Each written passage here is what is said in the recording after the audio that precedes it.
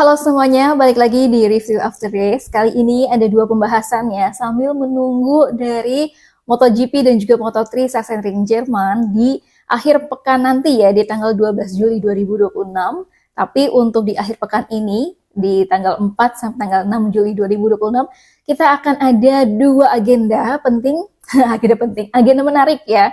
Yang pertama itu ada performanya Kian Daramadipa di Moto3 Junior. Ini kemarin kan di hari Jumatnya dia udah melakukan FP1 dan juga FP2. Udah ada hasilnya teman-teman, nanti akan gue bahas. Dan yang kedua ini ada World Ducati Week ya, dari tanggal 4 sampai dengan tanggal 5 Juli 2026. Jadi nanti ada sesi kualifikasinya juga, dan bahkan juga ada race-nya ya. Jadi Race of Champion dari Ducati. Ini nanti akan gue bahas juga setelah dari hasil dari Moto3 Kian Daramadipa. Jadi sampai akhir ya teman-teman. Oke, kita ke hasil hari pertama dulu ya di FP1 dan juga di FP2 dari Kian Daramadipa di Moto3 di seri ketiga di Jerez Spanyol ya, yang berlangsung kemarin tanggal 3 Juli 2026. Jadi kita bahas dulu untuk jalannya FP1 ya. Waktu kemarin kalau di FP1 di Jerez ini berlangsung dengan cukup panas ya temperaturnya, di mana temperatur udara itu 31 derajat Celcius. Sementara untuk temperatur lintasannya mencapai 60 derajat Celcius dengan kecepatan anginnya yaitu sekitar 27 km per jam. Jadi karena memang lintasannya panas, ditambah lagi kalau nggak salah di sana di Eropa lagi ada heat wave ya, alias gelombang panas gitu. Jadi mungkin ini juga berpengaruh gitu ya kepada sirkuit-sirkuit ataupun lintas-lintasan yang ada di Eropa. Nah, untuk hasilnya sendiri untuk FP1 Moto3 Junior gitu ya di Ramadipa sendiri, ini berada di posisi keempat dengan catatan waktunya 1 menit 45,059 detik dengan melakukan 11 lap ya, dan kecepatannya itu untuk Kian Daramadipa yaitu 150,1 km per jam. Dan kalau dilihat ya dari datanya Kian Daramadipa yang memang dibuka gitu ya sama FIM Moto Junior, ini juga Kian Daramadipa termasuk dari 4 pembalap yang mencatatkan kecepatannya di 150 km per jam. Nah, di mana aja sih untuk Kian Daramadipa sendiri kekuatannya gitu ya, di sektor-sektor mana aja di sirkuit Jerez ini yang memang Ramadhipa tuh oke banget gitu. Nah, berdasarkan data ini ya teman-teman yang ada di samping, ini gue dapetin juga dari analisis chronological yang dilansir gitu ya, ataupun ditampilkan sama FIM Moto3 Junior, di mana catatan Ramadhipa ini kuatnya di sektor ketiga, sementara memang agak sulit di sektor pertama. Tapi sebetulnya kalau dilihat secara keseluruhan dari data ini, bisa dibilang Ramadhipa cukup kuat ya di Jerez dan juga punya potensi. Dan untuk top speednya di sesi FP1 kali ini, Ramadhipa itu mencapai 212,6 km per jam. Nah, itu tadi untuk hasil dari data FP1 ya, di mana Kian Daramadipa itu berada di posisi keempat. Dan untuk hasil FP2-nya ini ternyata Ramadhipa oke banget ya. Karena tadi udah di posisi keempat untuk FP1-nya, tapi di FP2-nya ini dia bisa berada di posisi kedua bahkan. Nah, untuk di FP2-nya ini cuacanya tambah panas ya, karena kan memang lebih siang lagi untuk menjalankan FP2 ini, dan suhunya ini mencapai 34,5 derajat Celcius, di mana untuk temperaturnya lintasannya ini juga masih sama ya di 60 derajat Celcius. Nah, untuk Ramadhipa sendiri hasilnya di FP2 ini ya posisinya di tempat kedua dengan catatan waktunya yaitu 1 menit 46,429 detik. Atau gapnya ini hanya 0,164 detik dari pembalap posisi pertama, yaitu ada Leonardo Zanni ya. Ini dari Italia, dari timnya yaitu tim Momoven Racing, dan dia pakai KTM. Nah, sementara kalau Kian Daramadipa ini kan dari tim Honda Asia Dream Racing Junior Team, dan dia pakai Honda di sini. Untuk kekuatan Ramadhipa di FP2 ini dia sektor keempat ya yang paling bagus gitu, tapi memang agak drop di sektor kedua. Nah, ini datanya di samping ya teman-teman. Menariknya, meski Ramadhipa ini berada di posisi kedua ya untuk hasil secara keseluruhan di FP2-nya, Ramadhipa ini belum nge-push banget ternyata, karena dia nggak belum mengeluarkan kecepatan maksimalnya. Bahkan untuk data top speednya ya yang ada di sini juga, Ramadhipa itu berada di peringkat 18 gitu, bukan berada di peringkat top ya ataupun di atas gitu, misalkan di 1, 2, 3, 4, 5, tapi Ramadhipa ini berada di peringkat ke-18 dengan kecepatannya 209,7 km per jam. Dan ini nggak lebih nge-push daripada di FP1 tadi yang memang 212,6 km per jam. Sementara untuk fastest lap-nya sendiri, Ramadipa ini juga sempat mencatatkan fastest lap ya, yaitu di lap kelima di FP2 ini dengan catatan waktunya 1 menit 46,662 detik. Dan kalau misalkan kita melihat bahwa memang Ramadipa tidak terlalu nge-push ya di FP2, tapi dia bisa berada di posisi kedua. Nah ini berarti memang kalau misalkan Ramadipa punya benar-benar mengeluarkan kekuatan maksimalnya dan juga speed maksimalnya, bukan nggak mungkin gitu ya nanti di sesi kualifikasi bisa pole posisi juga atau ya setidaknya berada di bagian depan gitu. Nah ini pun juga akan menjadi keuntungan tersendiri rasa-rasanya buat Kian Ramadipa ya. Karena kemarin di sebelumnya, di Moto3 sebelumnya aja, Ramadipa itu juga udah dapat podium gitu. Nah, apalagi mudah-mudahan di Moto3 junior di Jerez ini, setidaknya Ramadipa bisa podium 3 ya, 2 atau bahkan memenangkan lagi ya, memenangkan Indonesia Raya gitu ya. Itu oke banget. Waktu kemarin tuh di Estoril ya, di Portugal gitu. Nah, itu dia jadi data-datanya ya. Nanti untuk di sesi praktisnya, sesi praktis sama sesi kualifikasi ini akan berlangsung pada hari Sabtu ini, tanggal 4 Juli 2026. Sementara untuk race-nya ya, untuk race pertama itu dan juga race kedua hari Minggu 5 Juli 2026. Untuk jadwalnya teman-teman bisa klik di video ini ya, karena gue juga udah bikinin vertikalnya terkait dengan jadwal Kian Ramadipa di Moto3 Junior 2026. Khususnya di seri ketiga ini di Jerez. Teman-teman harus bisa bedain ya, kan Kian Ramadipa juga berlaga di dua laga yang berbeda nih. Yang pertama itu ada Red Bull Rookies Cup ya, yang dimana Kian Ramadipa itu pakai KTM. Nah, tapi Kian Ramadipa ini juga ikutan di ajang balap Moto3 Junior. Makanya di Moto3 Junior ini Kian Ramadipa pakai Honda. Jadi jangan pusing gitu, jangan bingung. Kok Kian Ramadipa pakai KTM kemarin? Kok Kian Ramadipa pakai Honda sekarang? Enggak gitu ya, karena ini dua laga yang berbeda gitu ya, ajang balap yang berbeda. Satu Red Bull Rookies Cup pakai KTM dan juga Moto3 Junior pakai Honda gitu. Oke teman-teman, itu data-data dan juga hasil dari FP1 dan juga untuk FP2-nya Kian Ramadipa ya. Jadi nanti kita doain aja semoga Ramadipa ini punya hasil yang kompetitif gitu ya untuk di akhir pekan ini. Nah, kita lanjut ya ke acara World Ducati Week yang berlangsung pada sejak kemarin ya 3 Juli sampai dengan 6 Juli 5 Juli ya, 3 Juli sampai dengan 5 Juli 2026, hari Minggu besok gitu. Ducati ini kan memang ulang tahun tanggal 4 Juli gitu, dan jadi setiap tanggal 4 Juli akan merayakan ulang tahun Ducati bersama dengan para pembalapnya, dengan para fans gitu ya, ataupun Ducatisti dan juga dari komunitas Ducati seluruh dunia gitu. Dan kalau misalnya teman-teman tahu Mas Albi kan, Albi Pratama yang sering podcast sama gue ya, dia tuh juga diundang untuk menghadiri World Ducati Week ya, di Misano, di Bologna, Italia gitu. Kemudian ya nanti kita akan tagih untuk podcastnya Albi. Gimana sih untuk apa ya rasanya gitu, ceritanya ngapain aja sih di World Ducati Week nanti gitu. Nah untuk tahun ini ya Ducati sendiri memang udah merayakan 100 tahun gitu ya untuk Ducati.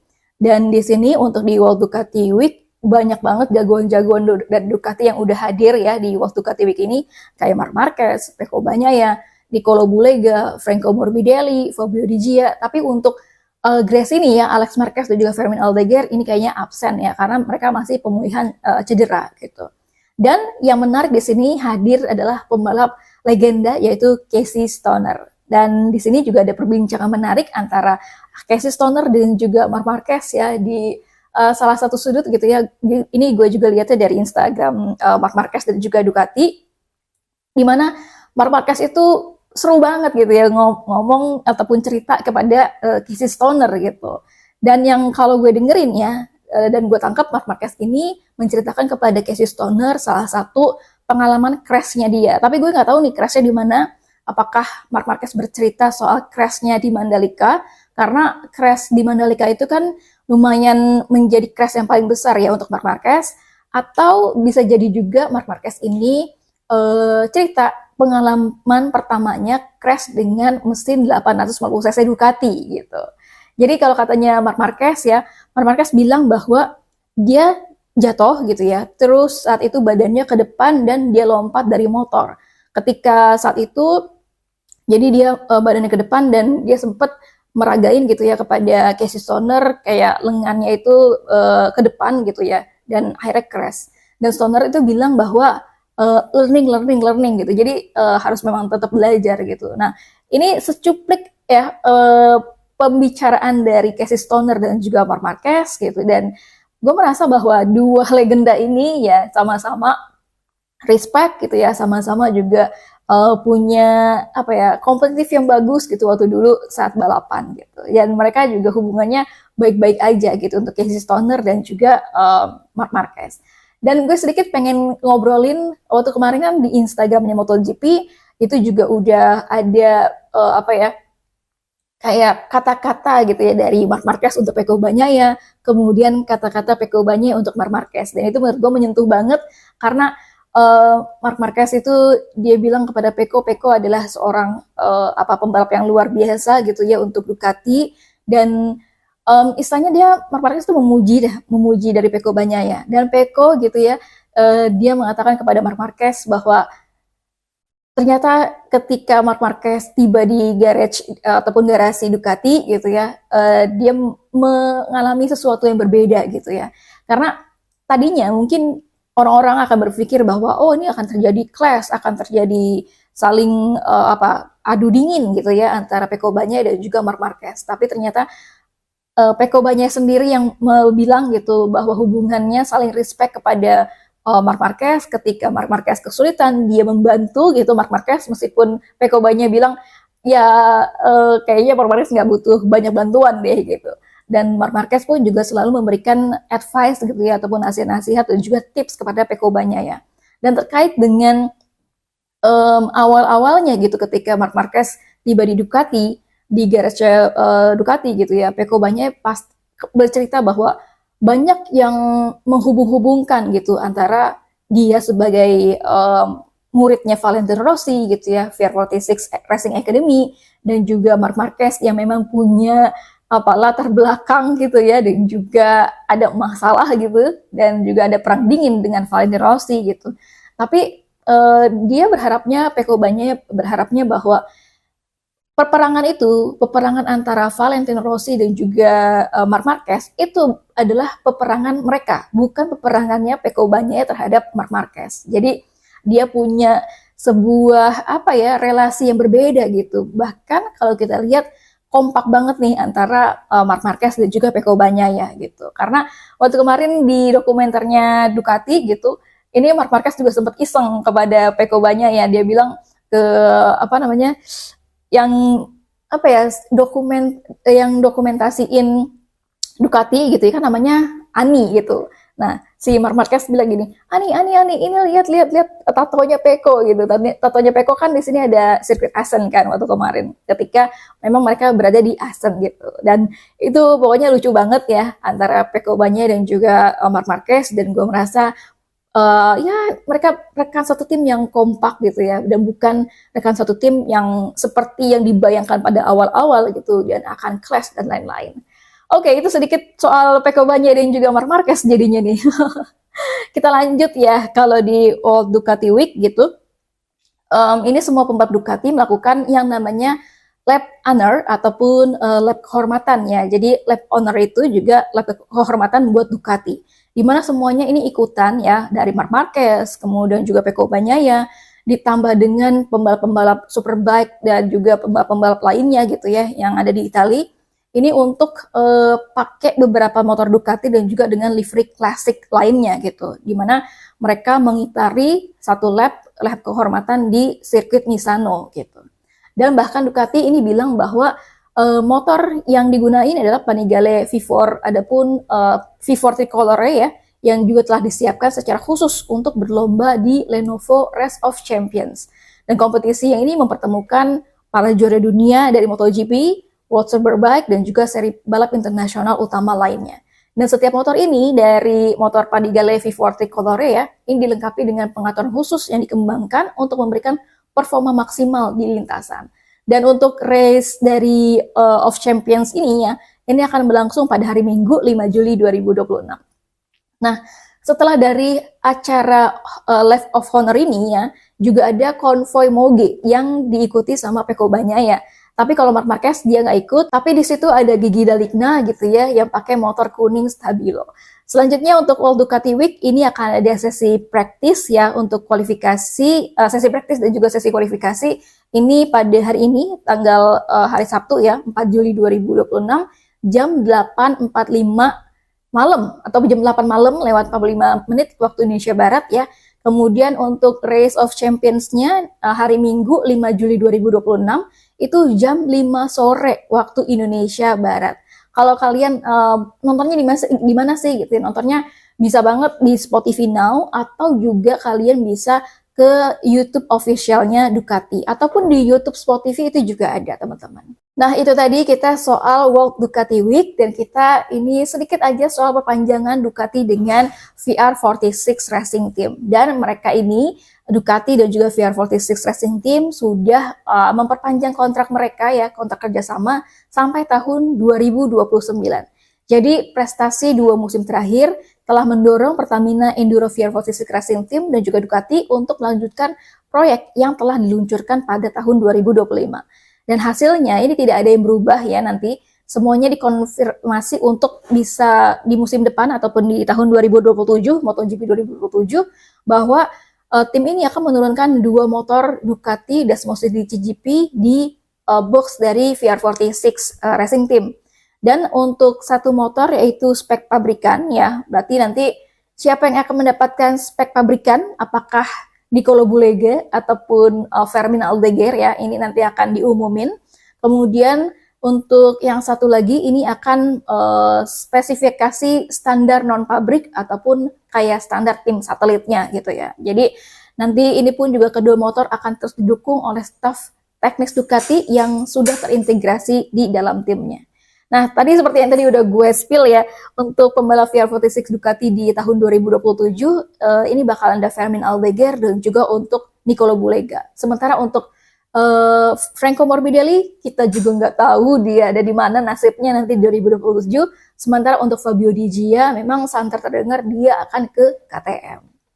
Oke, segitu dulu teman-teman untuk review after race kali ini ya. Nanti pastinya gue akan update lagi soal hasil dari kualifikasi dan juga hasil race-nya nanti juga di Kian Ramadipa ya di Moto3 Junior dan juga tentunya untuk hasil kualifikasi untuk Race of Champion ya di World Ducati Week. Segitu dulu teman-teman, bye-bye.